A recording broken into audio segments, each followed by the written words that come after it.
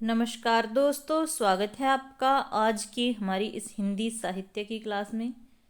तो आज की क्लास में हम लोग हिंदी कविता से जुड़े महत्वपूर्ण प्रश्न देखेंगे और ये क्लास आने वाले हर टीजीटी पीजीटी के एग्ज़ाम के लिए हेल्पफुल होने वाली है, क्योंकि जैसे डीएसएसबी पीजीटी और टीजीटी का एग्ज़ाम होगा, वैकेंसी आई हुई है, फॉर्म फिलिंग मतलब चल रही है। पीजीटी की तो शायद डेट निकल गई, लेकिन टीजीटी की चल रही है। तो ये क्लास उसके लिए बहुत ही हेल्पफुल होने वाली है। चैनल पर नए हो तो चैनल के साथ जुड़ सकते हैं और क्वेश्चन अच्छे लगे तो वीडियो को लाइक ज़रूर कर देना। तो आज की क्लास का हमारा सबसे पहला प्रश्न है, भारतेंदु मंडल के कवियों में इनमें से कौन सा कवि सम्मिलित नहीं है।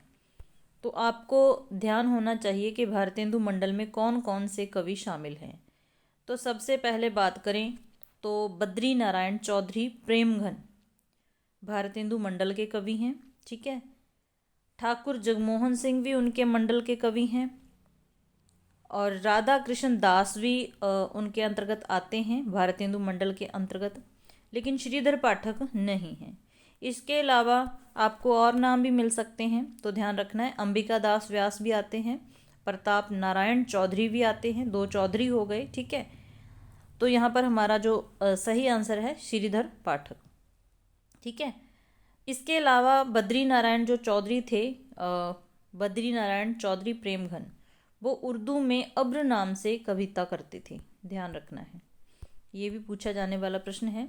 अब्र नाम से कौन उर्दू में अब्र नाम से कविता कौन लिखते थे, तो बद्री नारायण चौधरी प्रेमघन। ठीक है, भारतेंदु जी के बारे में ध्यान रखना है कि इनकी एक कविता है फूलों का गुच्छा, बहुत बार पूछी गई है।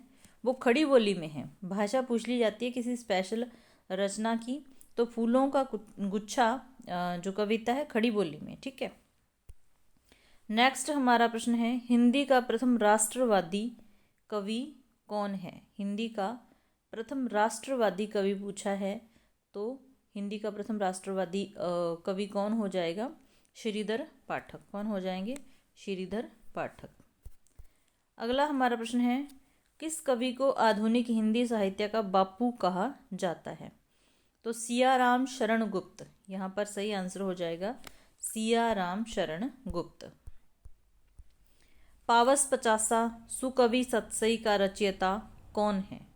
पावस पचासा सुकवि सतसई का रचयिता कौन है, तो यहाँ पर सही आंसर हो जाएगा अंबिका दत्त व्यास। ठीक है, नेट की प्रॉब्लम चल रही है, आपको पता है कि वो किसान आंदोलन को लेके कई हरियाणा के कई जिलों में नेट बंद है, उन्हीं में से सिरसा एक ज़िला है। ठीक है, तो यहाँ भी मुझे नेट की बहुत समस्या आ रही है, वाईफाई का कोई इंतज़ाम नहीं है, इसलिए वीडियो अपलोड नहीं हो पा रही।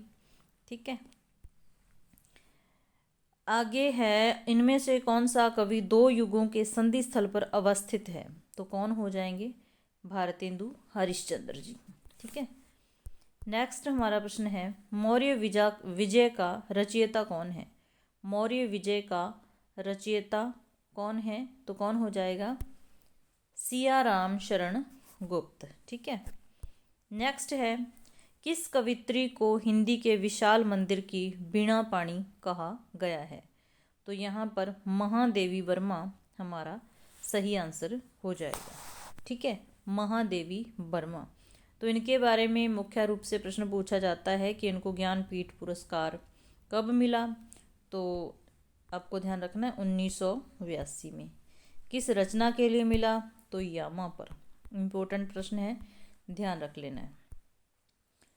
ठीक है, और एक प्रश्न और है कि इनकी रचना एक है निहार रचना है इनकी, जिनकी भूमिका 1930 में किसने लिखी थी, ये पूछा जाता है। तो हरिऔध ने इनकी निहार की भूमिका लिखी थी 1930 में। ठीक है, प्रकृति के सुकुमार कवि विशेषण किस कवि के लिए प्रयुक्त होता है, तो ये सभी को पता होना चाहिए, सुमित्रा नंदन पंत। नेक्स्ट है, इनमें से किस रचनाकार की गणना छायावाद के प्रवर्तकों में की जाती है। मोस्ट इम्पोर्टेंट प्रश्न है, बार बार पूछा जाता है। तो किसकी, मुकुटधर पांडे की। ठीक है, यामा किस रचनाकार की कृति है, तो अभी अभी हमने बात की। यामा महादेवी वर्मा की रचना है, जिस पर इन्हें ज्ञानपीठ पुरस्कार 1982 में मिल चुका है।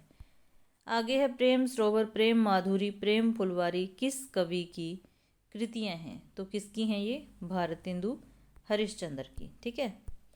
नेक्स्ट है अंग्रेजी राज के गुप्तचर विभाग में मैथिली शरण गुप्त की किस कृति का अर्थ जनाना हिंदुस्तान समझा गया है? तो किस कृति का अर्थ समझा गया है? भारत भारती। ठीक है। भारत भारती को जनाना हिंदुस्तान इसका अर्थ समझा गया है। और ये भी ध्यान रखना है कि मैथिली शरण गुप्त को राष्ट्र कवि की उपाधि महात्मा गांधी जी ने दी थी। क्यों दी थी? भारत भारती लिखने पर, भारत भारती लिखने पर ही इनको राष्ट्र कवि की उपाधि दी गई थी महात्मा गांधी जी के द्वारा। और राम काव्य का ये दूसरा, अगर पूछा जाए राम काव्य का दूसरा स्तंभ कौन सी रचना है? तो इनकी रचना साकेत है। ठीक है। साकेत किसकी रचना है? मैथिली शरण गुप्त की। और इसको राम काव्य का दूसरा स्तंभ माना गया है रामचरितमानस के बाद। ठीक है। ये चीज़ें याद रख लेनी हैं। अगला हमारा प्रश्न है किस कवि ने मैंने मैं शैली अपनाई का दावा किया है? तो किसने किया है? हमारे सूर्यकांत त्रिपाठी निराला जी ने। ठीक है। आगे है परिमल और अनामिका का रचयिता कौन है? तो परिमल और अनामिका का जो रचयिता है वो सूर्यकांत त्रिपाठी निराला जी हैं। ठीक है। और एक कथन पूछा जाता है बार बार, मनुष्य की मुक्ति की तरह कविता की भी मुक्ति होती है। तो ये निराला का कथन है। ठीक है। और कब का है? इन्होंने परिमल की भूमिका में लिखा था। परिमल की जो रचना है 1930 में हुई थी। तो परिमल की भूमिका में ही इन्होंने लिखा था कि मनुष्य की मुक्ति की तरह कविता की भी मुक्ति की मुक्ति होती है। ठीक है। और परिमल में अगर पूछा जाए कि मुख्य रूप से इनकी जो कविताएं हैं वो पूछी जाएं, अनामिका में कुछ संकलित हैं, कुछ परिमल में। तो वो हैं परिमल में यूही की कली और बादल राग, जो इम्पोर्टेंट कविताएं हैं। ठीक है। और अनामिका में है सरोज स्मृति और राम की शक्ति पूजा। तो ये 3-4 जो भी क्वेश्चन हैं ये इम्पोर्टेंट है, बार बार पूछे जाने वाले हैं, तो ध्यान रखना है। क्वेश्चन अच्छे लगे तो लाइक कर देना। चैनल पर नए हो तो चैनल के साथ जुड़ सकते हैं, हम लोग हिंदी पढ़ते रहते हैं। ठीक है। अगला हमारा प्रश्न है समरसत्ता मूलक आनंदवाद की पृष्ठभूमि में लिखी गई जयशंकर प्रसाद की कृति का क्या नाम है? तो यहाँ पर कामायनी सही आंसर हो जाएगा। ठीक है। कामायनी यहाँ पर सही आंसर हो जाएगा। नेक्स्ट है किस कवि ने मैथिली शरण गुप्त के सामने स्वयं को महज डिप्टी राष्ट्र कवि माना था? तो यहाँ पर सही आंसर हो जाएगा रामधारी सिंह दिनकर। रामधारी सिंह दिनकर में राष्ट्रीय चेतना तथा प्रगतिवाद चेतना दोनों विद्यमान थी। ये भी ध्यान रखना है, राष्ट्रीय चेतना भी थी और प्रगतिवादी चेतना भी इनमें थी। ठीक है। इन्हें समय सूर्य तथा अधैर्य का कवि कहा जाता है। और उर्वशी महाकाव्य पर 1972 में, ठीक है, 1972 में भारतीय ज्ञानपीठ पुरस्कार इनको मिल चुका है। और जो कि एक गीति नाटक है, ये भी ध्यान रखना है, 1972 में। उसके बाद है बुंदेली लोक शैली में गाई जाने वाली छंद में रची सुभद्रा कुमारी चौहान की कौन सी कविता स्वाधीनता आंदोलन का नारा बनी है? तो झांसी की रानी यहाँ पर सही आंसर हो जाएगा, झांसी की रानी। आगे है किस कवि को सहजता का कवि कहा जाता है? तो मोस्ट इम्पोर्टेंट है भवानी प्रसाद मिश्र जी को। नेक्स्ट है महादेवी वर्मा की यामा में कितनी कृतियां सम्मिलित हैं? तो यामा का तीसरी बार प्रश्न आ चुका है। ठीक है। इसमें 4 कृतियां शामिल हैं, निहार, रश्मि, नीरजा और सांध्या गीत। ये भी तो पूछा जा सकता है कि इसमें कौन कौन सी कृतियां शामिल हैं। निहार है, रश्मि है, नीरजा है और सांध्या गीत है। निहार की भूमिका हरिऔध ने 1930 में लिखी थी। ठीक है।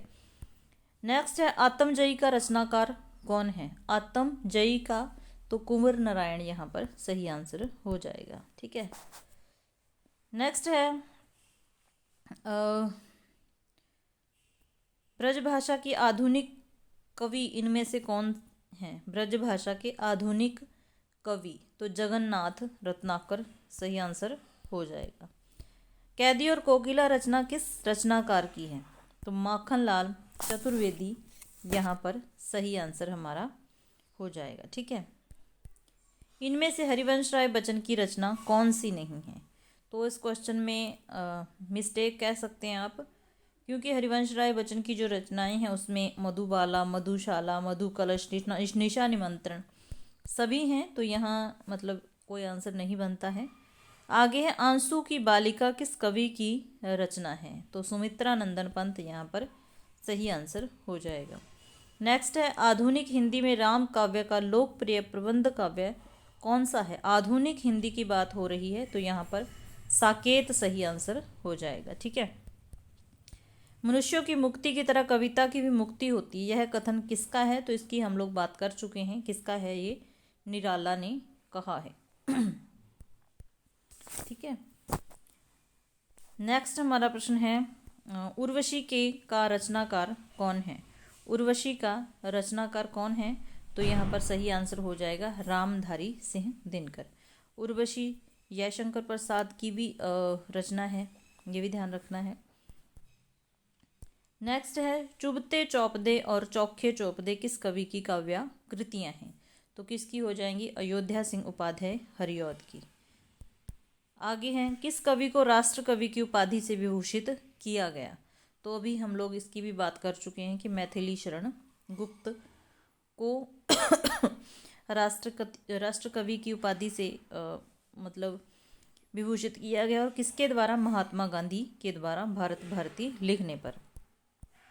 किस कवि ने गांव गांव घर घर घूमकर रात रात भर घरों के पिछवाड़े बैठकर सोहर और विवाह को चुन चुनकर उनसे कविता कौमुदी संकलन तैयार किया? तो किस कवि की बात हो रही है? राम नरेश त्रिपाठी जी की। ठीक है, अगला है छायावाद के उपादानों को लेकर किस कवि ने श्री शारदा पत्रिका में लेखमाला लिखी? तो किसने लिखी थी? मुकुटधर पांडे ने। ठीक है, अगला है रोबू सब मिली आवू भारत करप, हा हा भारत दुर्दशा न देखी जाई। तो यह पंक्तियाँ किसकी हैं? किसकी हो जाएंगी? भारतेंदु हरिश्चंद्र जी की। खड़ी बोली हिंदी का प्रथम महाकाव्य किसे माना गया है? तो किसे माना गया है? प्रिय प्रवास को। नेक्स्ट है हम कौन थे क्या हो गए और क्या होंगे अभी, यह पंक्ति किसकी है? मोस्ट इंपोर्टेंट क्वेश्चन है, मैथिली शरण गुप्त की। अयोध्या सिंह उपाध्याय हरिऔध किस युग के कवि हैं? तो ये द्विवेदी युग के कवि हैं, ध्यान रखना है। किस कवि ने खड़ी बोली के साथ साथ ब्रज भाषा में काव्य रचना नहीं की है? तो किसने नहीं की है? महादेवी वर्मा ने। मैं नीर भरी दुख की बदरी पंक्ति किस कवित्री की है? तो यहाँ पर सही आंसर हो जाएगा महादेवी वर्मा। तो आज की क्लास इतनी ही बना तो ली है, अगर अपलोड होगी तो देखते हैं, और एक आधा दिन क्लास ना मिले तो टेंशन मत लेना, हमारी तैयारी चलती रहेगी। हम बड़े अच्छे तरीके से तैयारी करेंगे D++V की। ठीक है, हिंदी की। इसके अलावा कॉमन पार्ट में जो जनरल हिंदी आती है वो ज़्यादा मतलब हाई फाई पढ़ने की भी ज़रूरत नहीं है, कुछ एक टॉपिक मेन है जहाँ से प्रश्न बनते ही बनते हैं, तो उसको देखेंगे। तो मिलते हैं फिर नेक्स्ट क्लास में। क्लास देखने के लिए धन्यवाद।